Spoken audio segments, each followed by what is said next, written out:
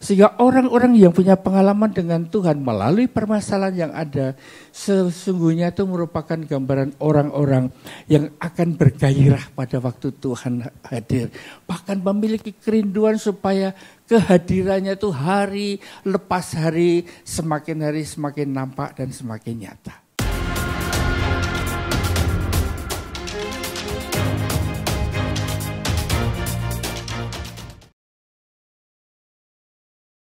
Jikalau bulan yang lalu itu topiknya menyalakan api.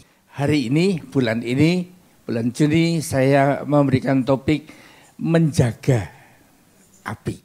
Kembali apa yang dimaksud dengan api adalah api untuk doa, pujian dan penyembahan kita. Kita perlu menjaga supaya tetap menyala dan bagaimana caranya disinilah kita bersama-sama untuk melihat kehidupan kita masing-masing. Saya ulangi kembali, saya pakai pelita. Ini gambaran kehidupan manusia yang dalam kehidupannya menjadi terang bagi kegelapan yang ada di sekitarnya. Karena gambar pelita ini kita temukan di situ ada bejana, tanah liat, yaitu kehidupan kita berisi minyak. Itu lambang Roh Kudus yang menggambarkan setiap kita. Pada waktu Roh Kudus sudah bekerja dalam hidup kita, maka kita akan mengaku Yesus adalah Tuhan. Sumbu itu gambaran daripada kehidupan manusia yang mana ingin menuju atau melakukan sesuatu. Dan pada waktu bertemu dengan api, maka api itu akan menyala. Di sinilah pelita ini menjadi terang bagi banyak orang yang membutuhkan di sekitar kita. Saat sumbu bertemu dengan api, di mana Roh Kudus itu ambil alih kehidupan kita, maka yang terjadi, pelita kehidupan kita ini baru menyala. Sepanjang kehidupan kita ini tidak bersentuhan dengan Roh Kudus yang menyalakan api itu, maka ya tetap menjadi pajangan, menjadi satu benda yang belum berfungsi, berada di sebuah rak toko barangkali ya, belum berdampak.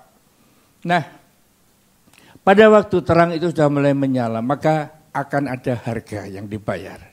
Minyaknya bisa habis, sumbunya bisa gosong. Itu kehidupan daripada manusia yang pada hidupnya berani memberikan hidupnya untuk bernyala buat kemuliaan nama Tuhan. Nah, mari kita temukan tentang doa, pujian dan penyembahan kita. Apakah doa kita itu membuat api menyala? Kita akan bisa menemukan bahwa di dalam kita berdoa, memuji dan menyembah Tuhan, itu nyala itu dimulai dari diri kita. Pada waktu kita berdoa, kata doa ini sebetulnya komunikasi kita dengan Tuhan. Itu namanya doa, betul kan? Kalau sama teman namanya ngobrol, ngerti juga ya. Baik, pada waktu kita berdoa akan terlihat apakah kita ini memiliki kedekatan dengan Tuhan. Saudara, kalau berdoa saya percaya berdoa itu ingin menyampaikan apa yang ada dalam hati kita dan apa yang kita rindukan untuk Tuhan bekerja dalam kehidupan kita hari lepas hari. Mungkin saudara bisa berdoa, Tuhan, aku berdoa untuk suamiku Tuhan. Suamiku tuh ganteng. Aku tinggal ke Hong Kong ini kontraknya baru jalan separuh. Tolong kirim malaikat-malaikatmu Tuhan menjaganya. Ya boleh saja kan. Minta perlindungan dari Tuhan. Tapi pada waktu membangun kedekatan dengan Tuhan, maka doanya akan berbeda. Itu menggambarkan apa yang kita katakan kepada Tuhan itu gambaran kedekatan kita dan pengenalan kita akan isi hatinya Tuhan. Saya percaya kalau tadi berdoa untuk suami di rumah di Indonesia, itu merupakan permohonan kita. Api akan lebih menyala kalau pada waktu kita berkomunikasi dengan Allah. Itu merupakan komunikasi seperti apa yang ada di dalam hatinya Tuhan. Nyambung saudara. Contoh yang saya pakai adalah Abraham. Abraham itu pada waktu malaikat Allah berpikir, aku ngomong enggak ya sama Abraham? Ingat cerita Sodom dan Gomora? Itu sampai terjadi tawar-menawar. Ingat? Itu gambaran kedekatan Abraham dengan Allah. Sekarang pertanyaannya, saudara pernah tawar-menawar sama Tuhan? Tentang apa? Rahasia. Ini gambaran sesuai dengan apa yang ada dalam hatinya Tuhan, yaitu keselamatan jiwa-jiwa. Tawar-menawar jangan dibinasakan semua. Ada sampai 5 orang aja. Tapi tawar-menawar kita itu tentang apa? Boleh enggak Tuhan, Mas Bagus itu jadi punyaku? Tuhan juga akan bicara melalui penilik atau gembala kul. Enggak seiman. Saudara pasti tawar-menawarnya, siapa tahu bisa dimenangkan. Itu namanya bukan kedekatan dengan Tuhan, itu namanya ngotot. Maksa Tuhan. Ya. Nah, kalau kita menunjukkan kedekatan kita, saya rasa waktu berdoa nggak mungkin ditunjuk-tunjukkan. Doa di sini pun juga kalau kepanjangan diomeli satu ibadah kan. Nanti yang doa siapa coba tolong dipanjang-panjangin ya. Saya mau lihat reaksinya yang di bawah. Saudara, pada waktu kita nyambung dengan Tuhan, doa kita ini merupakan pengungkapan sama seperti yang ada dalam hatinya Tuhan. Maka inilah yang namanya intim, inilah yang namanya dekat. Dan inilah yang disebut dengan api doa kita itu menyala. Jika saudara ikut menara doa, saudara berdoa untuk jiwa-jiwa supaya disembuhkan yang sakit, dimenangkan untuk yang terhilang. Maka kondisi seperti itu menggambarkan apa yang kita doakan itu sama dengan yang ada dalam hatinya Tuhan. Dan itulah yang membuat api itu menyala. Yang berikutnya, untuk bisa menyala, saudara yang sudah berbahasa roh. Bahasa roh ini perlu saya tambahkan tulisan di situ adalah glossolalia. Kalau nggak ngerti, masuk kom. Kalau udah masuk kom nggak ngerti, sekolah lagi. Nggak apa-apa.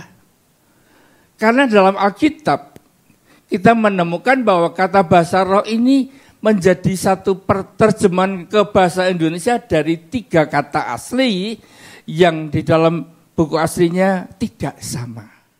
Ada yang dari karisma diterjemahkan juga bahasa roh, dari senolalia juga diterjemahkan bahasa roh, ada juga yang glossolalia. Saya hanya mengupas yang ini. Glossolalia ini menggambarkan kehidupan seseorang pada waktu dia dibaptis oleh Roh Kudus, maka menerima sebuah tanda. Tanda itu adalah bahasa roh. Dan bahasa roh yang diberikan oleh Allah melalui baptisan Roh Kudus tadi, itu hanya bisa dipakai oleh yang bersangkutan untuk berbicara dengan bapaknya. Sama kan bapak kita? Dengan bahasa yang tidak dimengerti oleh orang lain. Setan pun juga enggak bakalan tahu. Maka pada waktu berbahasa roh, maka saudara menghampiri Tuhan dengan bahasa rahasia. Saya percaya itu merupakan gambaran keintiman kita sama Tuhan. Coba kalau seandainya ada satu kelompok.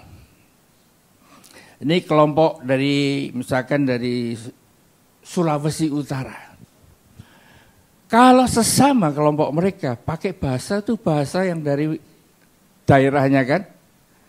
Coba saya masuk dan pada waktu masuk mulai nyambung dengan bahasanya Sulawesi Utara. Bagaimana dang? Lucu kan? Saudara yang asli Manado pasti akan ngetawain kan. Bahasa sama kalau saudara ngomong Jawa, saya pun bisa ketawa. Saudara bukan orang asli Jawa. Tetapi sesama daerah aslinya akan bisa lebih dekat, lebih akrab. Betul? Pertanyaan saya, doa saudara dengan Tuhan seperti apa? Cuma minta dan minta dan minta untuk kepentingan dirimu sendiri atau minta seperti apa yang ada dalam hatinya Tuhan supaya terjadi? Bayangin kalau suatu hari saudara dalam perjalanan mendadak saudara berada di kerumunan orang banyak. Seperti busking yang tempo hari.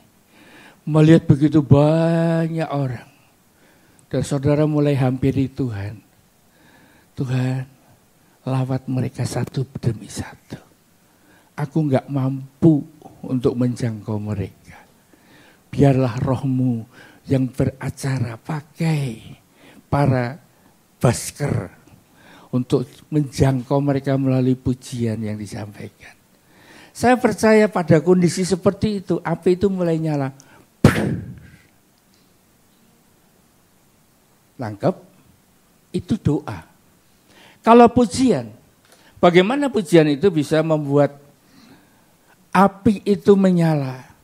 Ini menggambarkan kembali keintiman kita dengan Tuhan itu akan muncul, akan nampak ada gestur, kegerakan tubuh, body language yang menggambarkan bahwa yang bersangkutan ini intim sama Tuhan. Mujinya benar-benar ya, tulus, ada chemistry, ada cinta di situ. Ya. Pada saat dimana kita sedang melakukan pujian itu bukan karena hafal, bukan karena rutin. Kalau hanya karena rutin, maka yang pernah jadi juara ya, lomba nyanyi pasti nomor 1. Tapi juara lomba nyanyi belum tentu dia memiliki chemistry yang menggambarkan bahwa dia dekat sama Tuhan. Ya. Pada waktu Allah melihat ada cinta, ada chemistry, ada sesuatu yang berbeda dari pujian yang diangkat oleh seseorang, dipersembahkan untuk Tuhan.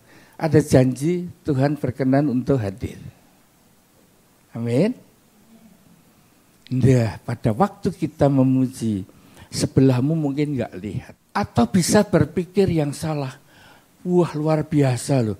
Sebelahku tadi pada waktu nyanyi, hidupku adalah penyembahan, sampai meler-meler. Saudara pikir kalau meler itu cinta Tuhan? Belum tentu saudara. Putus cinta pun bisa nangis-nangis meler-meler. Lu ya kan? Siapa yang putus cinta enggak nangis? Malah ketawa. Gitu. Itu namanya saudara bohong, enggak cinta. Dari keadaan demikian, kalau Tuhan itu berkenan hadir, melihat pujian yang kita bawa ke hadapan Tuhan, saya yakin kalau Tuhan hadir kira-kira bayangin apa sih? Nantilah bayangin, kalau saudara pulang dijemput pacar, kira-kira apa yang saudara bayangin? Ya udah, Tuhan lebih dari itu. Tapi yang jelas dalam keintiman itu akan ada visi, akan ada pesan khusus. Kedekatan kita dengan Tuhan itu akan membuat Tuhan akan memberikan visi, akan memberikan perintah kepada setiap kita. Nah, pada waktu apa yang dikatakan oleh Tuhan melalui keintiman ini, maka kita lakukan itu adalah penyembahan. Ya. Intim dengan satu pribadi, enggak mungkin itu enggak ada komunikasi. Di dalam komunikasi tadi pasti akan ada hal yang akan terungkap melalui keintiman tadi. Sehingga kalau kita dekat dengan Tuhan, Tuhan itu pasti ingin menyuarakan isi hatinya. Dan apa yang disuarakan oleh Tuhan tadi, kalau berlaku untuk umum bagi setiap kita, para murid-murid Tuhan, pada waktu kita membangun kedekatan dengan Tuhan, perintahnya sama pasti. Beritakanlah Injil kepada segala makhluk. Sehingga saudara, kalau kita Injil, kita memberitakan nama di atas segala nama, maka di situ kita sebetulnya sedang melakukan penyembahan. Apakah cuma satu memberitakan Injil? Enggak. Ampunilah orang yang bersalah kepadamu. Enggak semua disuruh ngampuni saudara. Saudara memang enggak ada masalah. Tetapi kalau saudara siang dan malam itu terkenang akan iparmu yang menyakiti hatimu, dengar suaranya saja, wah, apalagi namanya dipuji-puji, wah gondoknya tambah gondi itu saudara. Apa yang terjadi? Ini merupakan beban dalam hidupnya, akan mengganggu dalam kehidupannya. Apalagi dikenalkan seseorang, teman baru namanya sama persis dengan nama iparnya, mukanya sudah berubah. Padahal orang itu nggak bersalah, nggak berdosa. Dan disitulah Tuhan mulai ngomong, ampunilah dia. Pada waktu itu saudara dapatkan dari Tuhan melalui keintiman yang dibangun, maka saudara berusaha bergerak untuk mengampuni. Maka itulah penyembahanmu. Memberkati orang yang menganiaya.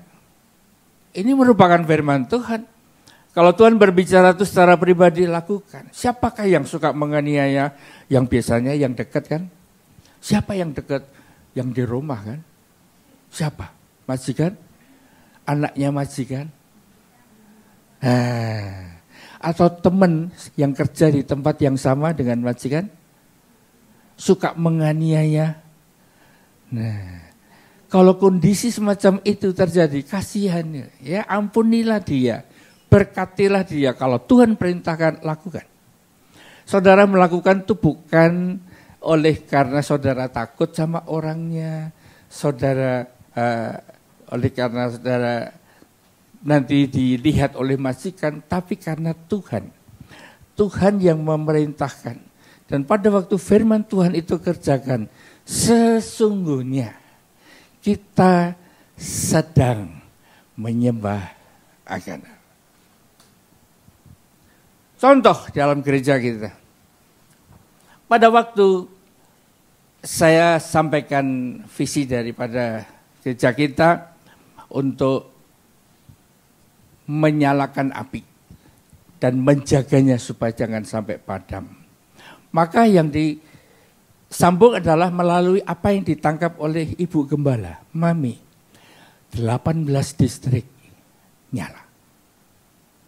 Dan pada itu 18 distrik nyala, kita mulai melakukan pendataan. 18 distrik yang ada, sudah mulai ada yang isi nama-namanya dan mau terlibat.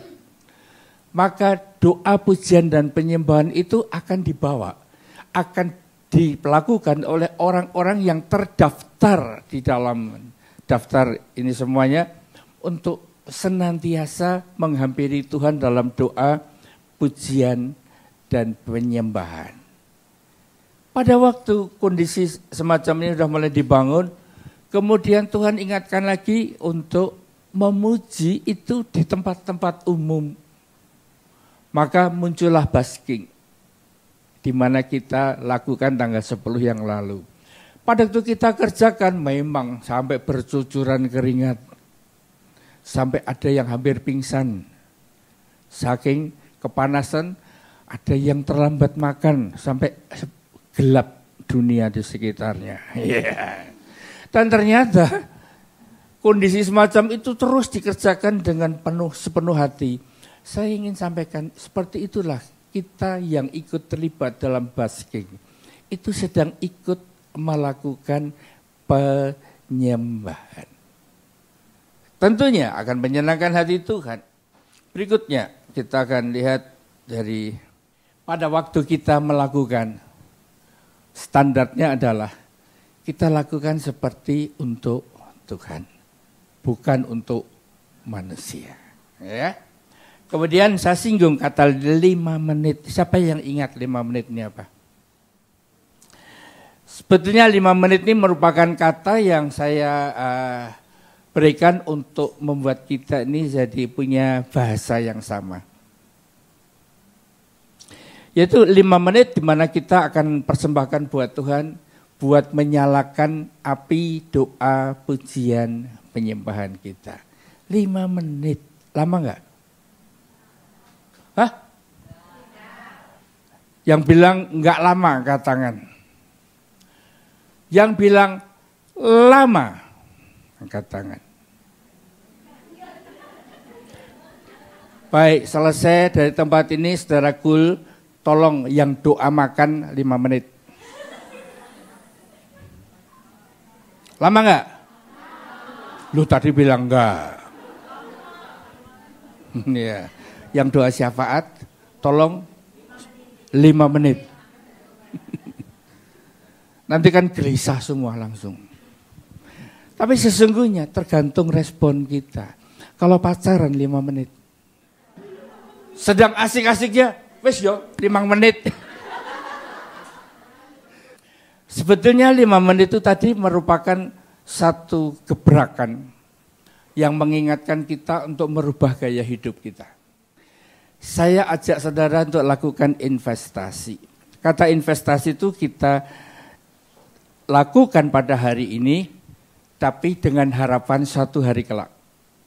Investasi kita ini ternyata menguntungkan. Saudara taruh uang di bank, bukan cuma sekedar di tabungan, tapi didepositokan. Itu namanya investasi.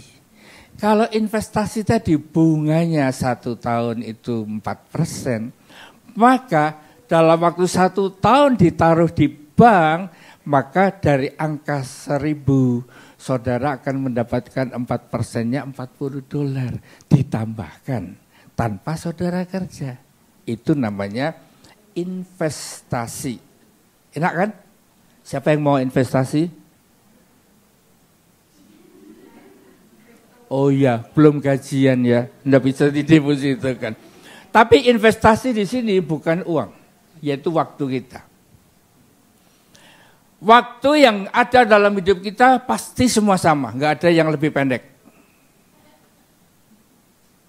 24 jam sehari. Pertanyaannya, kita investasikan itu untuk apa? Ada orang berkata, aku sibuk banget loh papi. Waduh, sudah enggak pernah bisa istirahat. Rasanya baru merem aja sudah melek lagi.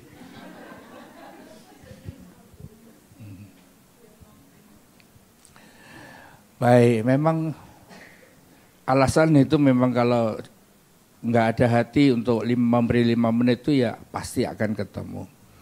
Tapi seandainya kita mulai catat, mulai hari ini dicatat ya. Bangun jam berapa? 5? Pukul 05 bangun. Masih kelesetan di tempat tidur, baru turun 5:10 menit. Langsung kamar mandi. Kemudian saudara hitung 1 demi 1. Nanti akan ketahuan. Akan ada menit-menit di mana saudara nggak bisa ngisi. Saudara lakukan apa? Nggak percaya? Rasanya lihat, coba minggu depan laporan. Bawa lembaran laporan hari Senin, besok tanggal berapa? Maka dari pagi sampai malam itu saudara lakukan apa saja. Nanti akan ketemu. Masak. Kan? Pada waktu masak kalau bikin potong ya bisa lama kan. Tapi selama nunggu saudara lakukan apa? Pergi ke pasar.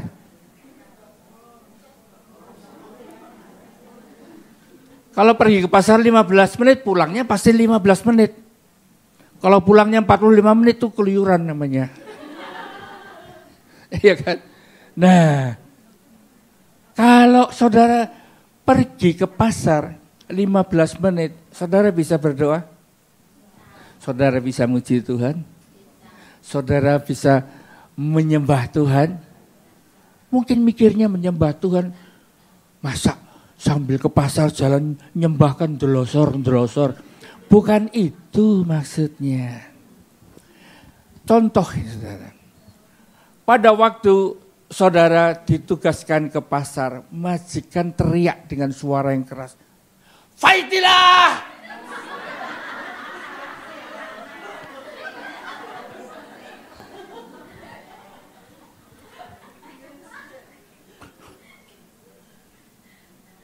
Wah, saudara keluar dari tempat tinggal itu sambil gemeter-gemeter sambil ngomong suruh ke pasar aja kok teriak-teriak. Saudara ngomel, saudara nggak nyembah. Tapi kalau saudara ngerti, yang teriak tadi siapa? Itu majikan. Apa firman Tuhan tentang majikan? Tunduklah kepada Tuhanmu. Betul? Lah suruh ke pasar, walaupun ngomongnya lembut, ngomongnya keras, tetap tunduk kan? Kerjakan. Tuhan, aku mangkel, Tuhan dibentak. Tapi karena Tuhan katakan aku harus tunduk sama majikan, aku lakukan. Tapi Tuhan lihat ya, aku lakukan buat Tuhan, bukan untuk majikanku. Wanyel kayak Tuhan. Nah, saudara mengalahkan daging sambil menuju ke pasar. Belum bisa muji, baru bisa doa, komplain sama Tuhan. Tapi tetap melakukan seperti untuk Tuhan. Engkau sedang menyembah. Nangkep ya? Baru nanti setelah pulangnya baru bisa nyanyi happy ya ya ya, happy ye ye ye, hati yang gembira.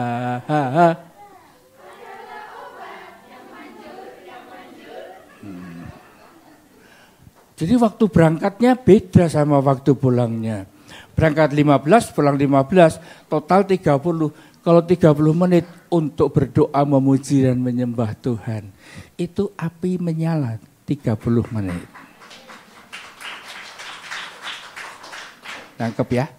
Saudara pernah naik kendaraan 5 menit turun?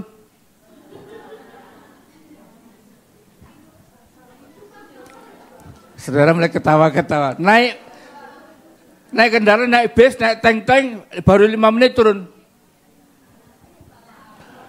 Oh, salah naik saudara, betul, salah naik. Naik bis, loh kok belok kiri, lihat, oh keliru, turun lagi kan. Saudara kalau dari rumah ke gereja butuh waktu berapa menit? Ada yang 1 jam, ngapain di bis?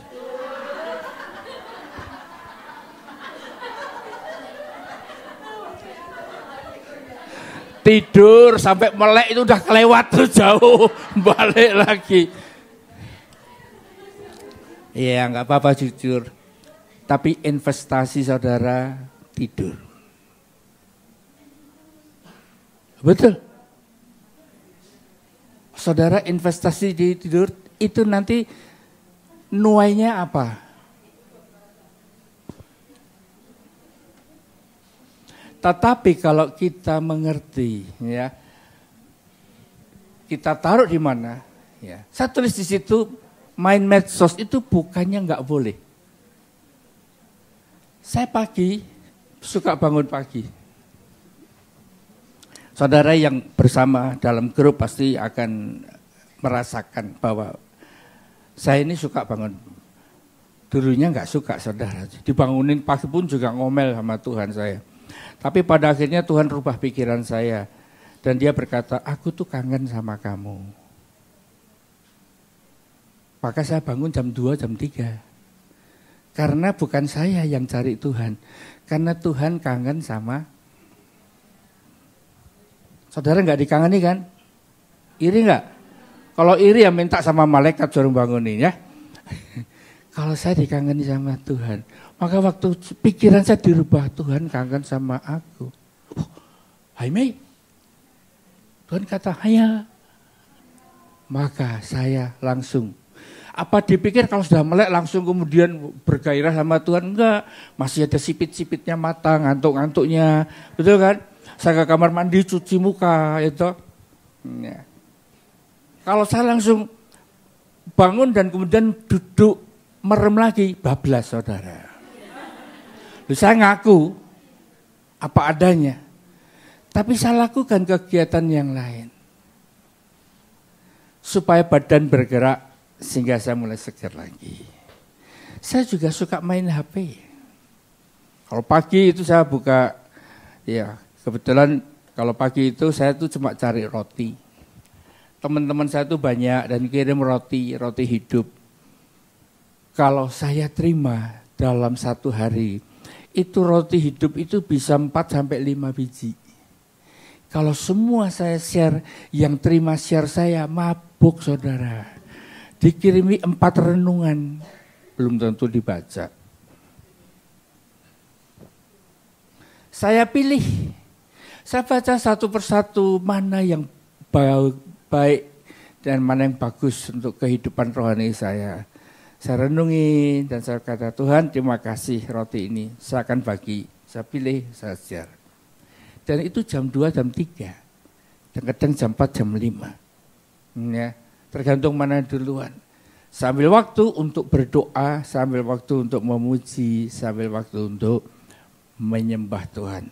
Di rumah saya nggak bisa main musik yang bagus, gampang lah. Sekarang tuh saya bisa punya sekretaris yang mana nggak cuma nunjukin jalan, itu kan kalau pakai Google, ya.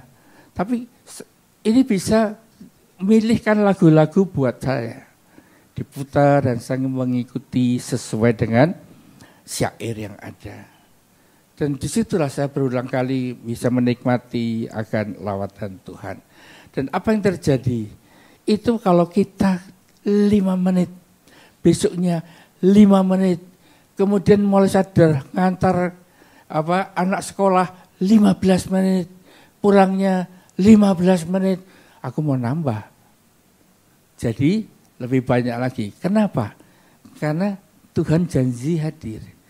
Kalau Tuhan hadir, kira-kira saudara bayangin apa sih? Ayo apa?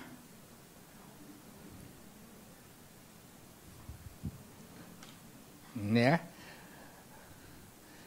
Siapakah dia bagi kita? Ya. Sehingga kalau pengenalan kita akan Tuhan itu akan memberikan nilai pada waktu Tuhan itu hadir. Ya. Nah, kalau kita lihat di sini ada beberapa sebutan Allah kita. Saya percaya tidak semua orang memiliki apa yang saya cantumkan di sini. Allah yang Maha Kuasa, Allah yang perkasa, Allah yang menyediakan, Allah yang menyembuhkan. Kalau saudara nggak pernah sakit, badan saudara sehat, mungkin cukup dikasih 1 paracetamol sudah beres. Saudara nggak akan punya pengalaman Yehova Rafa. Betul kan? Nah, Allah yang menyediakan, kalau saudara nggak pernah kekurangan, selalu berkelimpahan, menjadi generasi strawberry. Tuh, ada nggak ngerti kan? Generasi strawberry itu dicukupi semuanya. Dan saudara nggak pernah kekurangan. Saudara nggak punya pengalaman Allah itu sebagai Yehova Jireh. Ya, berikutnya. Tuhan damai sejahtera. Tuhan adalah keselamatanku. Kalau sampai hari ini saudara bingung, aku ini selamat apa enggak? Maka saudara belum ketemu dengan Yehova Shalom. Yehova Shammah, Tuhan itu maha hadir, sehingga enggak perlu takut. Ya, ada saudara yang takut kalau di rumah sendiri. Yang saudara takuti siapa? Saudara enggak sadar ada Roh Kudus. Ya, sehingga ada yang takut kalau tinggal di shelter itu sendirian. Nah kalau takutnya setan, ya setan yang datang. Dipikir setan takut datang ke shelter, enggak. Tapi kalau ada orang yang takut sama setan, setan akan cari orang yang takut. Iya. Nah, saudara, Tuhan adalah gembalaku, takkan kekurangan aku. Aku akan dibawa ke air yang tenang dan rumput yang hijau. Sehingga dari keadaan seperti inilah saudara, pengakuan kita, pengalaman kita dengan Tuhan itu akan menentukan hubungan kita dengan dia. Kalau saudara nggak pernah mengalami kesembuhan yang daripada Tuhan, begitu dia datang ya saudara merasa nggak butuh kan? Nggak butuh. Buat apa aku sehat? Nggak butuh kesembuhan. Maka kehadiran Tuhan juga nggak ada artinya buat saudara. Tapi kalau saudara pernah kekurangan, saudara pernah mendapatkan satu kondisi yang mana hanya bisa mengandalkan Tuhan, maka saudara akan menerima kehadiran Tuhan tadi. Wah, beda pasti. Pasti beda. Sehingga kalau pengalaman hidup kita di dalam mengiring Tuhan itu kita pernah kekurangan dan ditolong Tuhan. Itu beda kalau kita nggak pernah punya pengalaman itu. Sehingga orang-orang yang punya pengalaman dengan Tuhan melalui permasalahan yang ada, sesungguhnya itu merupakan gambaran orang-orang yang akan bergairah pada waktu Tuhan hadir. Bahkan memiliki kerinduan supaya kehadirannya itu hari lepas hari semakin nampak dan semakin nyata. Itulah nilai daripada kehadiran Tuhan. Sehingga kalau nggak ada artinya, ya saudara pasti nggak akan kepengin Tuhan hadir lagi kan? Buat apa? Mari simak. Ya. Kalau tadi pagi saya cerita tentang ada satu orang punya iman. Imannya adalah aku pengen dapatkan kerjaan. Sudah selesai kontrak, aku cari tempat yang baru. Tapi minta libur minggu. Ternyata yang mau sama dia minta liburnya bukan minggu. Dan tidak tiap minggu. Apa yang terjadi? Dia tolak semua. Begitu ketemu interview dan berkata enggak libur minggu. Sorry, no. Yang kalang kabut siapa? Agennya. Ya, saya enggak tahu apakah ada faktor karena kalau enggak dapat majikan juga dia juga enggak dapat uang ya. Enggak dapat fee kan ya. Itu urusannya dia. Tetapi karena agennya kenal saya, dia telepon, Pastor Bobby. Aku mau bicara tentang anakmu ini loh. 2 jam lagi kantorku tutup. Dan kalau enggak dapat majikan, besok dia harus pulang. Tapi anaknya enggak mau. Aku mau majikan yang memberi aku libur tiap hari Minggu. Begitu tenangnya dia, yang kalang kabut agennya. Saya hanya berkata ya sesuai imannya. Saya kan enggak bisa paksakan seseorang. Apa yang terjadi? 2 jam lagi lewat, saya ditelepon dari restoran. Yang telepon siapa? Agennya. Pastor Bobby. Dia bilang, anakmu. Wah, kaget saya, mateng ini, ngomong apa nih. Last minute, tanda tangan. Besok dia nggak terbang ke Indo, besok dia pergi ke kantor imigrasi. Sudah tanda tangan. Saudara, ini pengalaman Yehova Jireh, Allah yang menyediakan. Saudara mau ngalami gitu? Benar? Nanti last minute? Nah, ternyata pengalaman kita dengan Tuhan itu membuat kita semakin dekat sama Dia. Amin. Oleh karena itu, mari kita isi kehidupan kita melalui pengalaman yang kita temukan bersama Tuhan. Itu akan mendorong kita semakin dekat, semakin intim, akan membuat api itu mulai menyala. Sehingga kalau sekarang saya bangun pagi, saya berkata gini sama Tuhan, Tuhan terima kasih, aku bangun pagi ini. Gak semua orang bisa bangun loh saudara, ya. Jadi kalau saya bangun itu Tuhan terima kasih aku bangun dan aku sehat. jadikan aku berkat.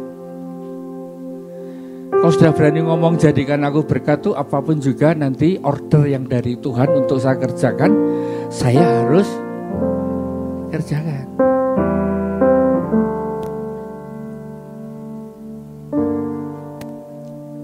Banyak orang berpikir pastor di Senin itu jangan ganggu Bapak Ibu Gembala. Kalau nggak diganggu ya terima kasih. Tapi ternyata apa yang Tuhan mau belum tentu sama dengan yang kita mau. Justru orangnya mintanya hari Senin. Saya harus mengunjungi dia. Hari yang sama ada undangan untuk makan-makan bersama. Satu jalan, beda gedung. Pilih mana? Ya, saya pilih untuk apa yang Tuhan mau untuk saya tengok. Seorang bapak pelukis, bagus lukisannya. Dan pada saya berkunjung, kondisi fisiknya memang ya dalam kondisi lemah. Dalam pembicaraan itu dia cuma berkata, aku takutnya kalau sedang sakit. Tapi kalau mati aku nggak takut. Siapa di sini yang takut mati? Siapa di sini yang takut mati? Semuanya nggak takut. Wah Tuhan, angkat sekarang aja lah Tuhan. Udah siap semua.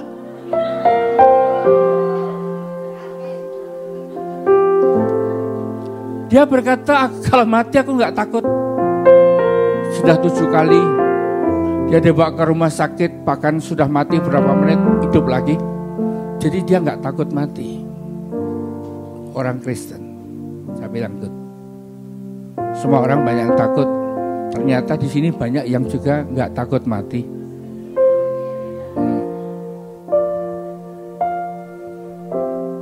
Nah, terjadilah komunikasi sederhana. Saya katakan apa yang Tuhan taruh dalam pikiran saya. Kalau Tuhan sudah jawab, jadikan aku berkat Tuhan. Nah, ini di depanku butuh berkat daripadamu, maka saya lakukan bagian saya. Pada waktu saya sampaikan, mendadak Bapak ini yang dalam kondisi duduk berdiri dan dia pegang meja.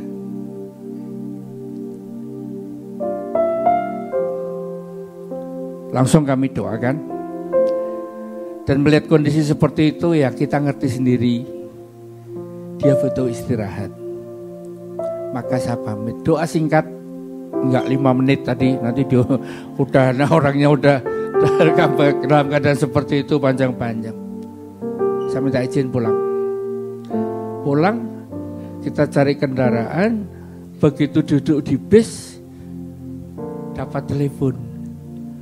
Tadi Bapak yang didoakan sudah dijemput ambulans.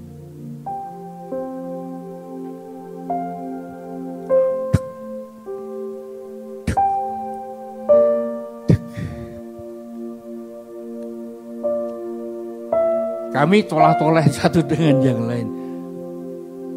Wah, dibawa ke ICU. Ya kita cuma bisa berdoa kan. Mau ngapain, datang ke ICU juga gak bisa nolong. Kita doa. Apa rencanamu Tuhan? Aku hanya tadi sampaikan isi hatimu. Kalau sekarang kondisi seperti ini, biarlah Tuhan yang ambil alih. Kita pesen tuh nanti terus dikabari seperti apa dampaknya. Sudah terlanjur di bis untuk perjalanan ke tempat jauh, jadi gak bisa balik. Kita tunggu berita. Dapat berita sorenya. Bapak itu cuma dipasang ditambahin oksigen. Ternyata kondisi segera pulih dan pulang kembali. Luar biasa kan? Kita pikir kali yang ke-8. Tapi ternyata Tuhan masih beri kesempatan. Dengan kata lain, dalam hidup kita itu pasti ada campur tangan Tuhan. Saya sedang menanti-nantikan apa yang saya sampaikan. Itu akan terjadi. Bapak ini dalam kondisi yang sangat-sangat minim kesehatannya. akan Tuhan pakai dengan cara yang luar biasa. Saya yakin yang seperti ini nanti cintanya sama Tuhan itu pasti lebih dahsyat lagi. Saya rindu saudara seperti Thomas, gak lihat, gak ngalami, tapi percaya sama Tuhan. Berbahagialah orang yang tidak melihat tapi tetap percaya.